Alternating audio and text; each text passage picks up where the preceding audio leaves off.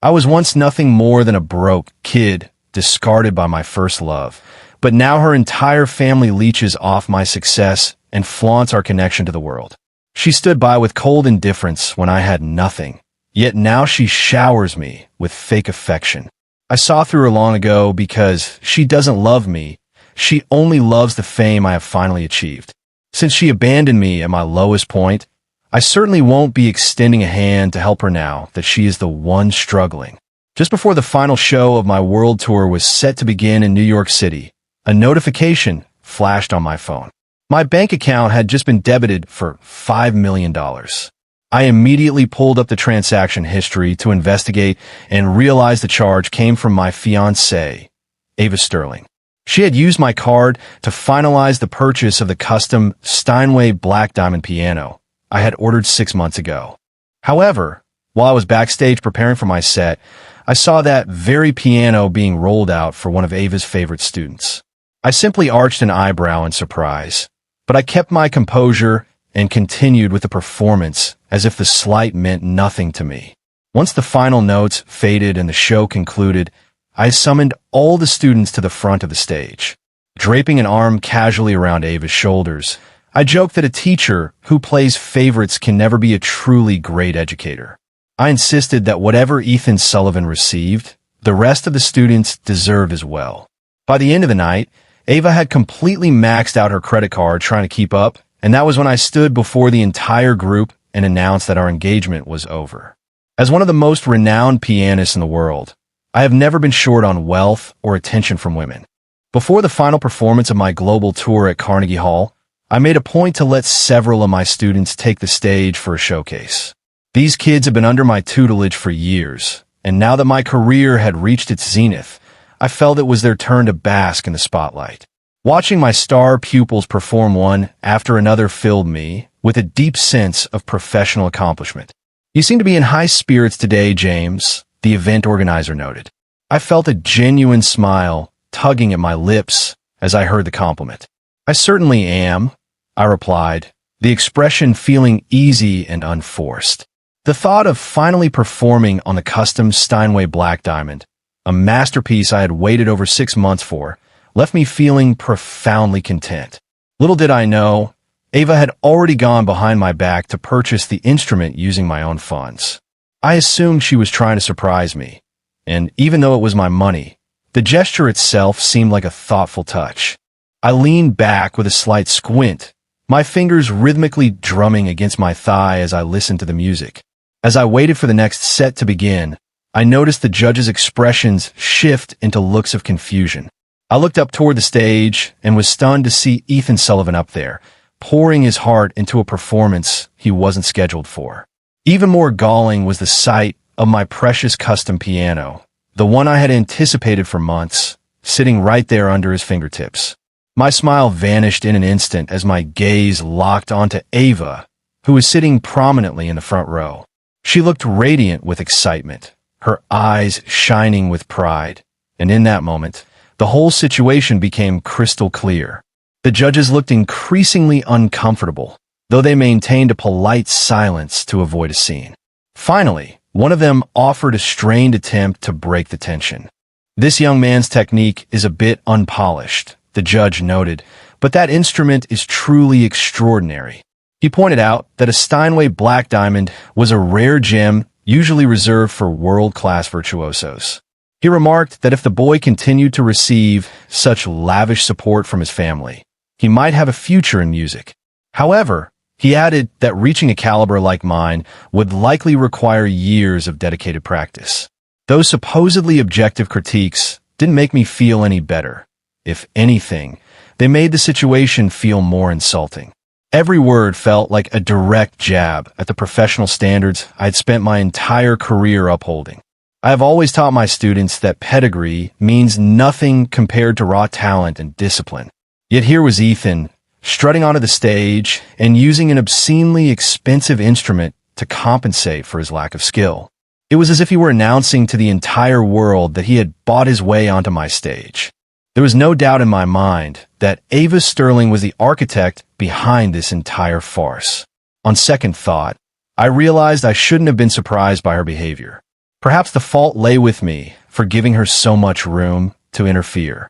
It was my own error to grant her so much influence over the logistics of this final performance. Ladies and gentlemen, please excuse the change in schedule, I announced to the audience. Since this is the final stop of the tour, my students were eager for one last moment on stage. I decided to grant a few more of them an opportunity to play.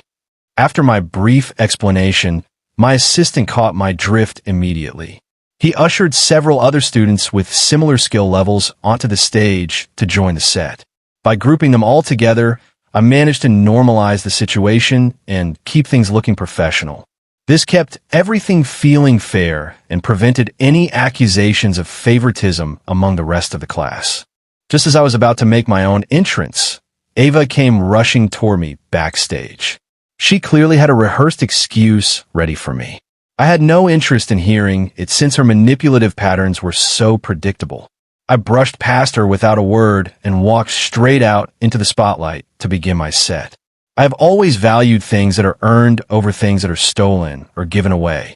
I found much more satisfaction in the things that were truly mine by right. Despite the backstage drama, I remained the composed professional everyone expected. I was still James Miller, the world-renowned maestro. As soon as the curtains closed, Ava was on my heels again. "James, please, just let me explain," she pleaded. The frantic clicking of her stilettos echoed through the hallway, drawing curious glances from the stagehands. I stopped and turned to face her with a level gaze. I simply arched an eyebrow and waited for her to speak. Whatever she was going to say seemed to get stuck in her throat, and she stammered through a long silence.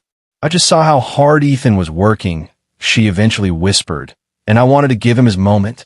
I didn't lose my cool. Instead, I felt a slight smile tugging at the corners of my mouth. Ava searched my face for any sign of rage as she stood there nervously.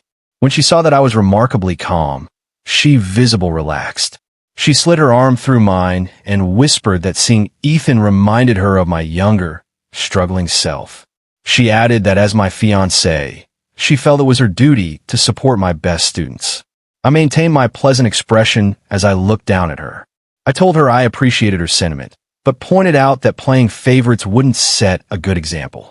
I insisted that every student deserved the same level of luxury she had bestowed upon Ethan. With a simple gesture, I called over the 13 students who had traveled with us for the tour. Once they were gathered around, I began to speak with measured words. I explained that the custom Steinway Black Diamond was a one-of-a-kind masterpiece with no real market price. I noted that while that exact model was priceless, there were 12 similar units available for $3 million each. I suggested that if she truly wanted to be a supportive mentor, a few extra million shouldn't be a problem for her family. My assistant immediately stepped forward and offered a credit card terminal to Ava Sterling. I pulled her close to my side and spoke with an air of mock pride. I told the students they should thank their future mentor for such an incredible gift. Everyone in the industry knows that pursuing a career in classical music is an incredibly expensive endeavor. Most of my students came from very affluent families who could afford my high tuition fees. Even the 2 scholarship students had managed to earn significant sums through their own solo performances. For these families, a $3 million piano was a reasonable investment rather than an impossible luxury. For Ava Sterling, however, the sudden multi-million-dollar bill was going to be a financial catastrophe. After a moment of awkward silence, a silent agreement seemed to ripple through the group of wealthy parents and students. None of the students questioned the situation. They simply began stepping forward to thank Ava for her supposed generosity. I watched as the color drained from Ava's face, and her smile became a frozen mask. I pulled her even closer and whispered in her ear, asking if she really wanted everyone to see her as a biased hypocrite. She let out a sharp breath and insisted that she would never want to be seen as unfair before handing her card over. She tried to maintain a look of cool indifference, but her knuckles were white as she gripped the credit card. The chime of the successful transaction was music to my ears, and I couldn't help but let out a genuine laugh. In the background, Ethan Sullivan looked physically ill as he tried to disappear into the crowd. I turned my attention to him and spoke in a deceptively soft voice, noting that he had been my student longer than anyone else there. I reminded him that despite all that time, his technical progress remained the most disappointing in the entire group. I told him that since Ava had gone to such great lengths to secure him the most expensive instrument, it would be a slap at her face if he didn't finally start taking his practice seriously. Ethan looked down at the floor and promised to work harder, his voice shaking with suppressed emotion. Ava looked at him with an expression of pure, heartbreaking sympathy, as if she were about to burst into tears herself. I had absolutely no patience for their little melodrama, and walked away without a second glance. As I left, the room was already buzzing with gossip about the night's strange events and Ethan Sullivan's glaring lack of talent compared to the other performers. Guests were already whispering about Ethan's background, calling him a disgrace to the program and questioning why he was even allowed on the stage. Nobody believed he had earned his spot on a world-class tour through merit alone. They pointed out that his piano was flashier than anything I had ever used and labeled him an arrogant amateur. Sensing the shift in the room, Ethan quietly slipped out of the venue, looking utterly humiliated. "James, don't you think you were being incredibly cruel today?" Late that night, Ava called me, her voice trembling with a mixture of rage and wounded pride. I just laughed and asked her exactly what crime I had supposedly committed. She couldn't find an answer because she knew that none of the insults had actually come from me. They were simply the natural consequences of her own bad decisions. While I might be willing to tolerate a mediocre student in the background, the rest of the professional world wasn't going to be nearly as forgiving. When she realized she had no ground to stand on, her tone shifted from aggression to a soft, conciliatory plea. She admitted that she hadn't thought things through and acknowledged that I had made my point, asking if we could just put the whole incident behind us. She was clearly trying to smooth things over, but I didn't give her the satisfaction of an answer, choosing instead to let the silence hang between us for a few moments. "Tomorrow night, would you accompany me to a class reunion?" she asked, hoping to bridge the gap. I leaned back in my chair and sighed, telling her to just send me the details. Our formal engagement ceremony was only a week away, and I felt like I had sufficiently warned her about her behavior. Despite her mistakes, I wasn't quite ready to end the relationship over a single instance of poor judgment.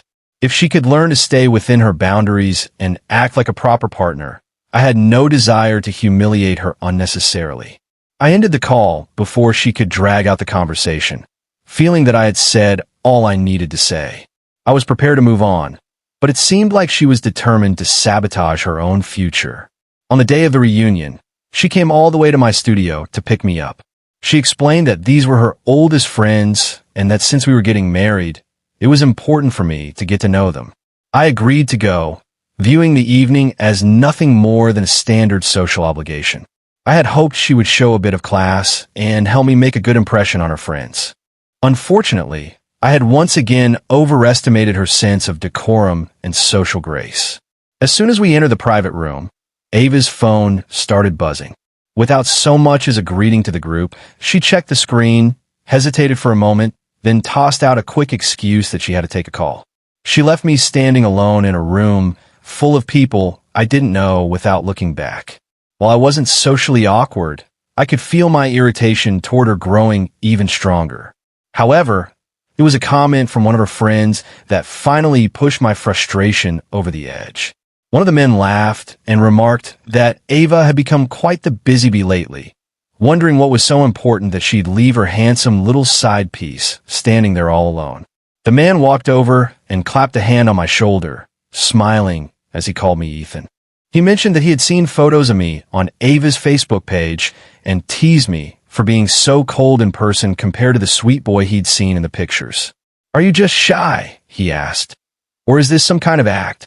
Looking around the room, I saw everyone exchanging knowing glances and realized exactly what was going on. It was clear that Ava had never bothered to tell her friends who I actually was, allowing them to believe I was someone else entirely. I forced a polite smile and introduced myself as James Miller, Ava's fiancé.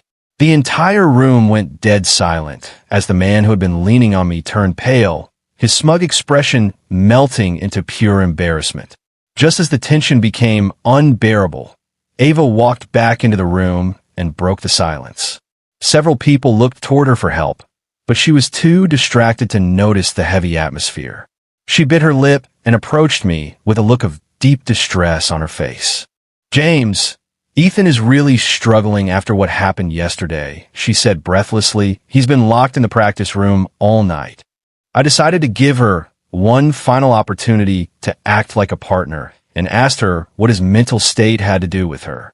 In that moment, any trace of remorse she had vanished as she frowned at me. She snapped back at me, arguing that as his future mentor, it was only natural for her to be concerned when I clearly wasn't. She told me that Ethan had been playing until his fingers were literally bleeding from the effort. She begged me to stop putting so much pressure on a boy who was clearly trying his best. She finished her rant by saying that Ethan was the only one who truly respected her anymore. She announced that she was leaving to check on him and told me to wait there until she got back. Without another word, she turned her back on me and walked out, as if every second mattered. The people left in the room were beginning to piece together the reality of the situation and the massive misunderstanding they had just had. The man who had called me her side piece raised his glass in a sheepish toast, apologizing for his poor eyesight. He downed his drink as a gesture of apology, and then tried to change the subject by asking about our wedding date. I ignored his questions as I realized there was absolutely no reason for me to stay in that room. Ava Sterling had officially used up the very last bit of patience I had left for her. As I walked out, I pulled out my phone and called one of my closest friends to celebrate my return to the single life. Ever since our engagement, I had been the perfect partner and had lived up to every expectation of a fiancé. I had gone out of my way to avoid anything that could even be construed as infidelity. In return for my respect, she had continuously pushed the boundaries and disrespected our relationship. Since she couldn't meet even the most basic standards of a partner, I was finished with her. I was more than happy to let her go and grant her the freedom she seemed to crave. While I was out celebrating, my phone started buzzing incessantly with a series of angry, defensive texts from her. She accused me of embarrassing her in front of her old friends by leaving without a word. She demanded to know why I was ignoring her calls, and even had the nerve to blame me for Ethan's emotional state. She told me I was being childish and claimed that her obsession with Ethan was purely innocent. She claimed that the only reason she was so invested in him was because he reminded her of my past. She lectured me about how I had forgotten what it was like to be a struggling artist now that I was wealthy. Finally, she sent a message threatening to call off the wedding if I didn't respond immediately. I just stared at the message and let out a cold, sharp laugh before placing my phone face down on the bar. I decided I wouldn't give her the satisfaction of a single word until I was clear-headed.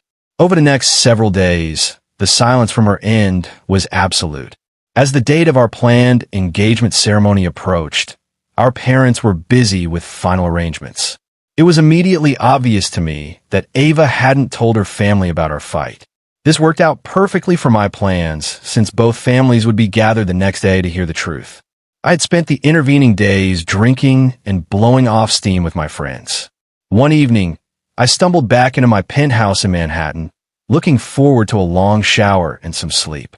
However, as soon as I opened the door, the sight of my apartment immediately sobered me up. Even though the living room looked clean and orderly as usual, my intuition told me something was wrong. I could tell that things had been shifted ever so slightly from their original positions. I stood perfectly still, scanning the room before checking the bathroom, where I saw the towels had been rearranged. I then noticed several fresh fingerprints on the polished finish of my grand piano. My bedroom had been tampered with as well, and there were several long strands of hair on the carpet. I immediately recognized Ava's signature curls and Ethan Sullivan's distinctive short brown hair. I looked down and let out a dark chuckle at the sloppy attempt to hide their tracks. The sheer audacity of the situation was almost fascinating to me. I stood in the bathroom staring at the used condom in the wastebasket before pulling out my phone to call my assistant. I told him to contact the police immediately and report a home invasion at my residence. The engagement party was an intimate affair, with only our closest family members in attendance at an upscale restaurant. Ava arrived well before the other guests and immediately tried to link her arm with mine. She was determined to play the part of the doting fiancée, but her performance was transparent and pathetic to me. She looked like a desperate actress trying to sell a role that no one was buying. I yanked my arm away from her and made a show of brushing off my sleeve as if her touch had left a stain. Ava went rigid as a wave of humiliation washed over her face. My parents immediately sensed the tension and asked what was wrong between us. They suggested there might be a misunderstanding and urged us to resolve it before the ceremony began. My mother tried to play peacemaker, gently patting Ava's hand and offering soft words of encouragement. Ava seized the opportunity to play the victim, telling my mother that we had just had a minor disagreement. She complained that I'd been giving her the cold shoulder and that she expected me to at least be civil in front of our families. I let out a sharp laugh and asked her if she had forgotten her threat to call off the wedding. Her eyes immediately welled up as she tried to dismiss her words as a heat-of-the-moment mistake. Both sets of parents immediately turned on me, lecturing me about the importance of compromise in a relationship. They asked why we couldn't talk things through like adults instead of bickering over trifles and reminded us to be responsible. I held up a hand to quiet them and assured them that I understood perfectly what it meant to be responsible. I asked Ava if she would like to explain to our families exactly what she and Ethan Sullivan were doing in my apartment the previous night. I mentioned the evidence they had left behind in the wastebasket and invited her to explain that to everyone. Her father's face went pale and his voice boomed through the restaurant as he demanded to know if there was any truth to the claim. Ava was speechless, her mind clearly racing to find a way out of the mess she had created. My parents were initially horrified and urged me to be careful with such a serious accusation. They suggested there might be some other explanation and reminded me that such a public accusation could ruin her reputation. She stood in front of Ava like a shield, accusing me of being cruel and heartless. I made it clear that I wasn't joking and that I had the proof to back up my claims. Ava finally found her voice and accused me of slandering her just because she had been generous to Ethan. She flew into a rage and tried to slap me, but my father was quick enough to catch her wrist before she could make contact. My mother's face began to harden as she told Ava that she knew my character well and I wouldn't lie about this. She demanded a full and honest explanation of what had really happened. Ava realized she was losing the room and began to spin a story about how I was mistaken. She insisted that she and Ethan were just friends and that nothing untoward had occurred between them. She claimed they had been splashed by a passing truck and simply needed a place to change their clothes immediately. She asked our families if they really believed she would be so bold as to bring a lover to my home if she were guilty. Her performance was convincing enough that her parents rushed to her side to offer comfort. Her father turned to me and reminded me that it was Ava who had pursued me in the beginning. He said that they had clearly misjudged my character and that they were now the ones calling off the wedding. He spoke with a sense of finality as he glared at me with pure disdain. I simply looked at Ava and told her that our relationship was over, confirming that the wedding was off. My mother put a supportive hand on my arm and told me that she and my father would stand by my decision no matter what. As I turned to leave, Ava grabbed my arm and demanded to know why I was doing this to her. She accused me of trying to destroy her reputation without any real proof of her infidelity. She dared me to produce actual evidence of her cheating, confident that she had covered her tracks well enough. Her performance was so convincing that some of the other guests began to look at me as if I were the villain of the story.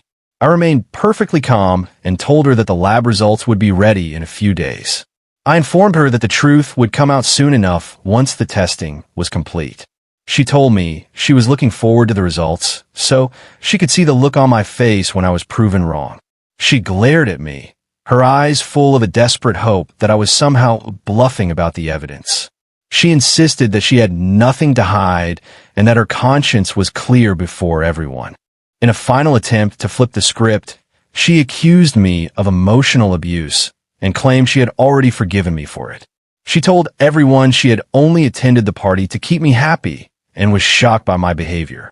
She told me that my behavior was the real reason the marriage couldn't proceed and advised me to reflect on my own actions. Her attempt to manipulate the situation was pathetic, and I refused to engage with her any further as I walked out. I had made up my mind the moment I stepped into my apartment the night before and saw the truth for myself.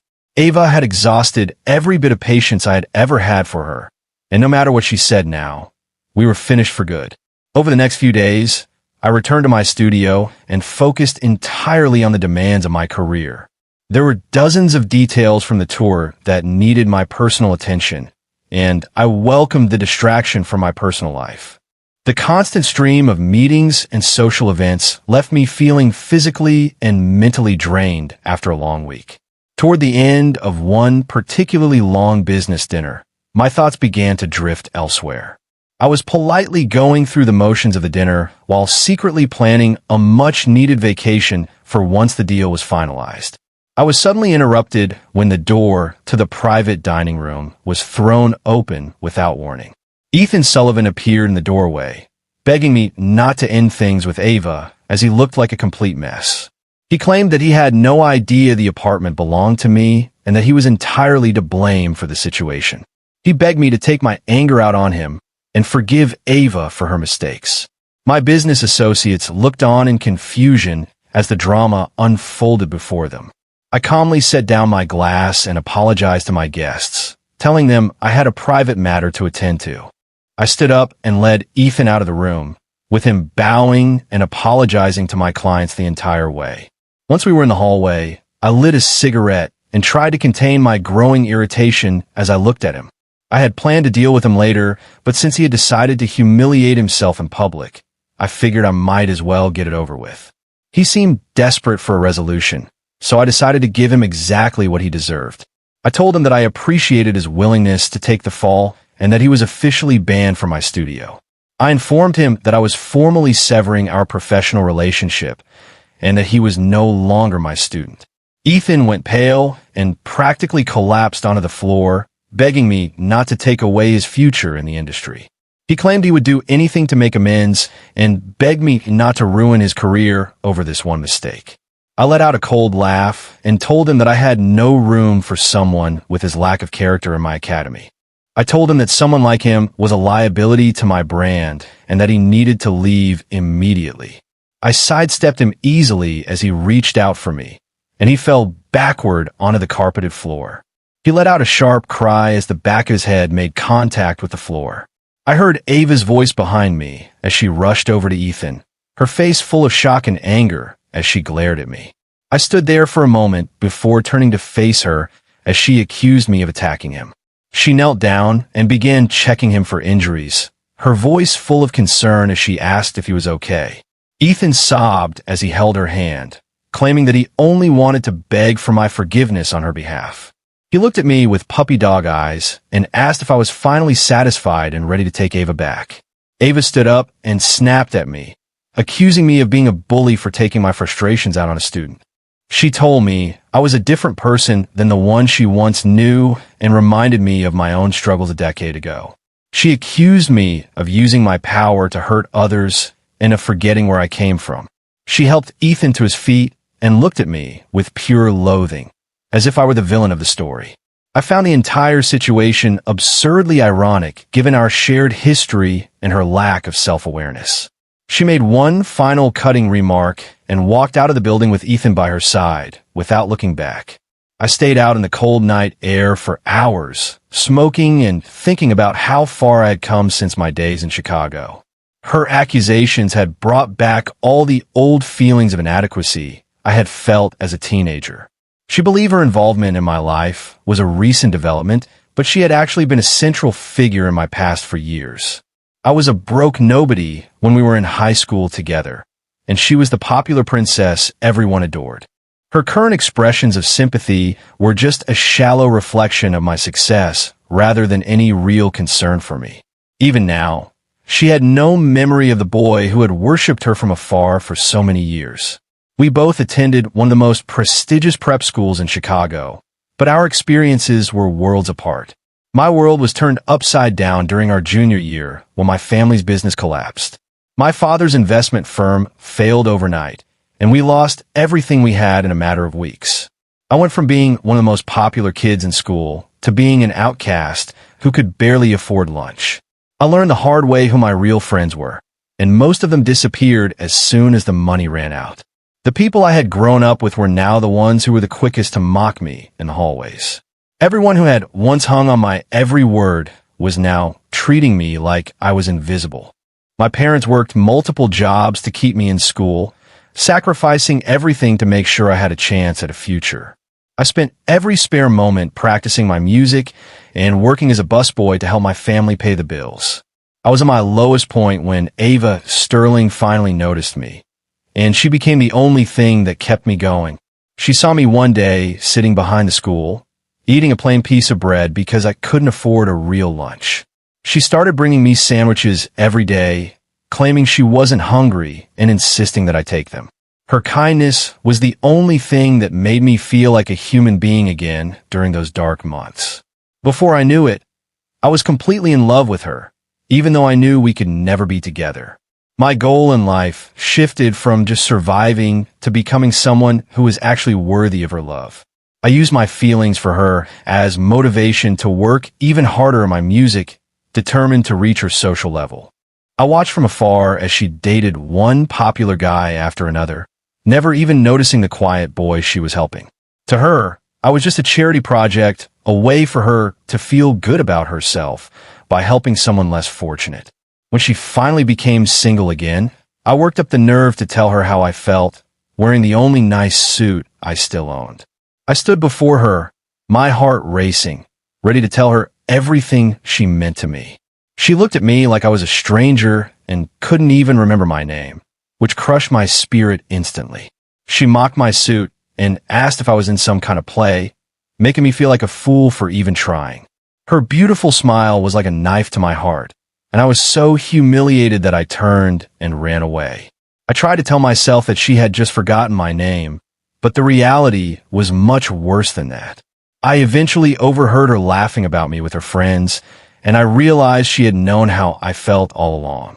She bragged about how she could tell I was obsessed with her from the very first day we met. She said she would never date someone as poor as me because it would be a social death sentence in her circle. She had decided to play dumb so that I would have to deal with the pain of my own inadequacy alone. Even the national championship trophy I had just won felt meaningless compared to the humiliation she had caused me. I never spoke to her again and focused all of my energy on my music, eventually becoming the man I am today. I moved to Europe to study after graduation, and we completely lost touch for over a decade. I spent the next 10 years building my career until I was finally one of the most successful musicians in the world. My shows were constantly sold out, and I became the most eligible bachelor in the high society circles I had once been excluded from.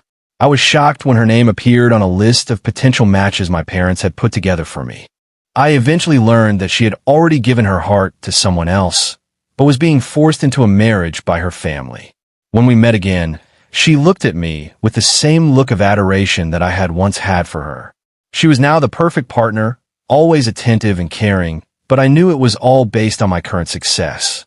Her excitement felt shallow to me, and I couldn't help but feel a sense of detachment from the whole relationship. I had finally achieved my dream of being with her, but the reality was far different from the fantasy I had created. She became obsessed with learning everything about my past, trying to prove how much she cared.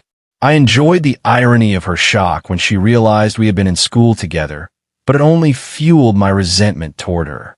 I watched her fall in love with my image, and I decided that as long as she stayed faithful, I would continue to be the partner she wanted. She was still the same shallow person at heart, and she soon began seeking attention from other men behind my back. She used her guilt over my past as an excuse to get close to Ethan Sullivan, claiming she was just trying to help a struggling artist. She had crossed the line too many times, and I finally realized that my love for her had died a long time ago. After that night, she used her concern for Ethan as a justification to spend even more time with him. She went so far as to take him on an international vacation, claiming it was for his mental health. I didn't care what they did, but Ethan's constant attempts to provoke me were becoming hard to ignore. He would post cryptic photos on Facebook just long enough for me to see them before deleting them. I saw photos of them at the beach and in intimate settings, acting like a couple in love. There were even photos of them in their bathrobes, standing together in a hotel room overlooking the city. Ethan finally sent me a message telling me to give up, his voice full of a newfound arrogance. "You really think that acting all distant and indifferent is going to make Ava come running back to you? Keep dreaming." Ethan told me to be smart and walk away from the engagement for good. He claimed my professional reputation was worthless and that my pathetic past made me completely unworthy of someone like Ava Sterling. He bragged that her heart and body already belonged to him. He insisted she was far happier in his arms than she could ever be with someone like me. He promised to prove that Ava had made the right choice by picking him over me. He even claimed that one day he would surpass my talent and leave me in the dust. Ethan Sullivan's childish taunts were honestly pathetic. He clearly thought my silence was a sign that I was desperately trying to win Ava back, assuming that if he were cruel enough, I would simply give up and run. What both of them failed to realize was that I had stopped caring about either of them a long time ago. Instead of feeling hurt by his words, I carefully saved every single one of his vile messages as undeniable evidence of their betrayal. The day the lab results confirmed my suspicions, I had my assistant compile everything into a single file. We put together the security footage from my Manhattan penthouse, screenshots of Ethan's deleted Facebook posts, and the audio recordings, then sent the entire package to Ava and every major media outlet in the city. In a public statement that rocked the classical music world, I officially expelled Ethan Sullivan from my mentorship. In the same breath, I announced that my engagement to Ava Sterling was permanently terminated. While the public was still reeling from the news, the media released the evidence I had provided. Suddenly, Ava and Ethan were the most hated people on social media, their reputations ruined by the scandal overnight. "What exactly did you say to James?" Ava demanded after she became the laughingstock of her high society social circle. Since I had blocked her number on iMessage, she turned her fury on Ethan to get answers.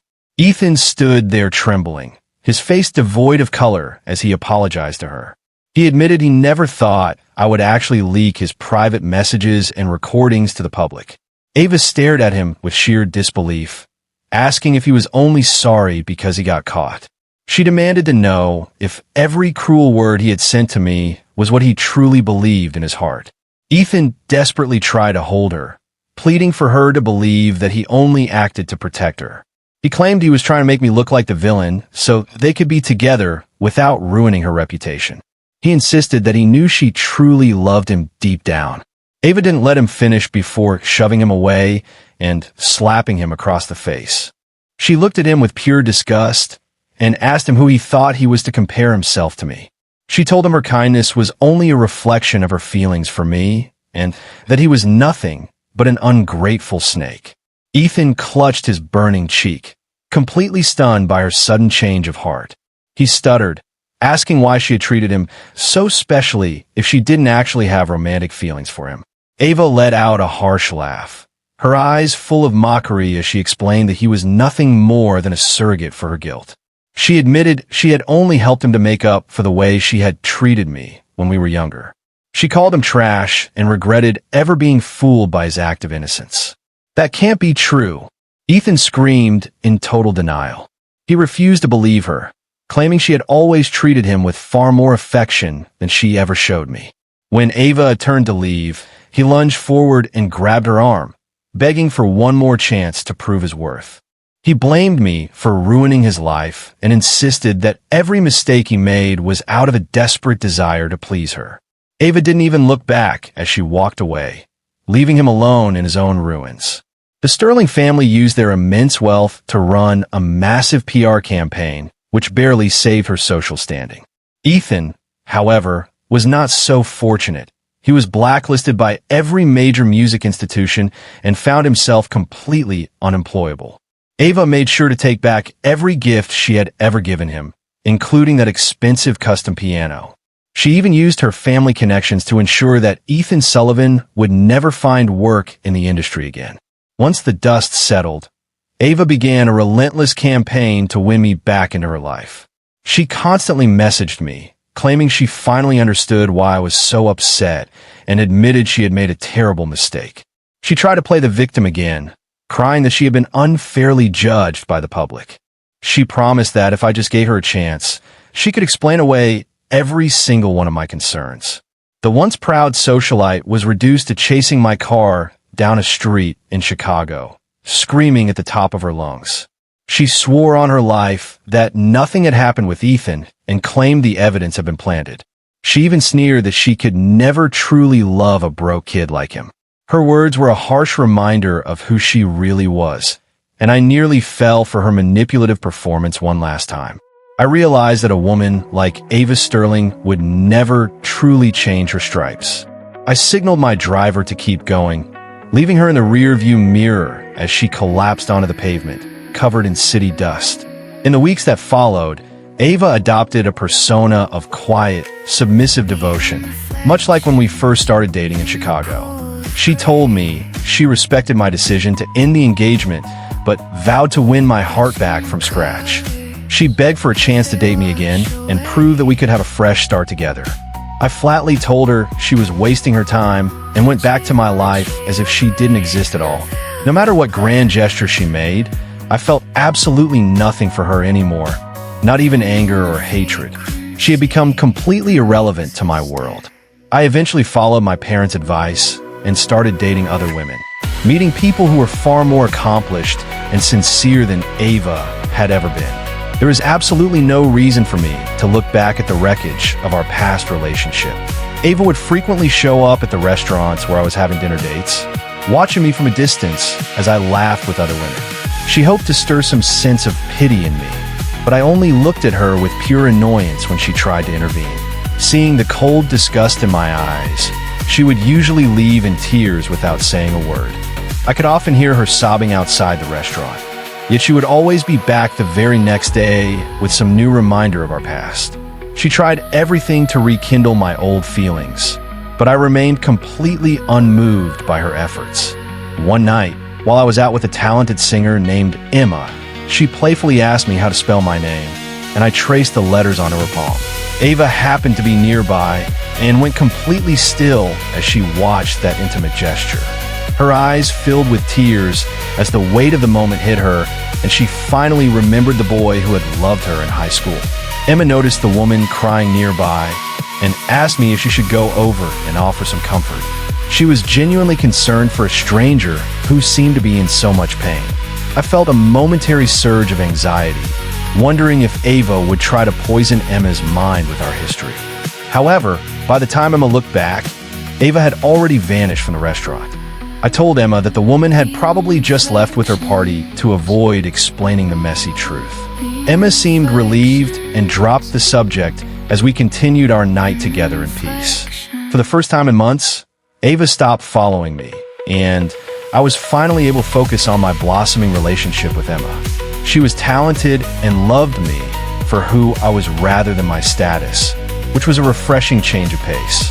Emma and I grew closer every day, and eventually, our families began discussing potential wedding dates. Just as we were finalizing the details, I heard some disturbing news about Ava from one of my former students. I learned that Ethan had been blackmailing her emotionally, and in a fit of rage, she had caused an injury that ended his piano career. In retaliation, Ethan had waited for her to let her guard down before pushing her down a flight of stairs. Ava was currently in a coma with very little hope of ever waking up again. The Sterling family made sure Ethan Sullivan would suffer for his crimes in prison, but that didn't help Ava's condition. Her parents came to me just before my wedding, begging me to visit her one last time in hospital. They were convinced that my presence was the only thing that could bring their daughter back to them. I looked at the broken couple kneeling before me and felt a profound sense of pity for their loss. Emma encouraged me to go, promising to wait for me while I said my final goodbyes to the past. I visited her at the hospital, and miraculously, her condition began to show signs of improvement shortly after my visit. By the time Emma and I were married in Chicago, Ava was healthy enough to attend the ceremony. She sat quietly in the back row, watching the entire event without saying a single word to anyone. She left for Europe the following morning, leaving behind a simple note that just said she was sorry for everything. I truly believe that she had finally found a way to let go of our toxic history for good. As for me, I was finally ready to start a beautiful new life with Emma by my side. In the final chapter of his story, James Miller found true happiness as he walked down the aisle with Emma. Ava Sterling had moved on, leaving only a brief apology behind as she departed the country for a new life abroad. It had taken James a decade to realize that Ava never loved the real him. She only loved the prestige he had eventually earned. He finally understood that real love isn't something you achieve through fame, but something you find with someone who sees your worth even when you have nothing to your name.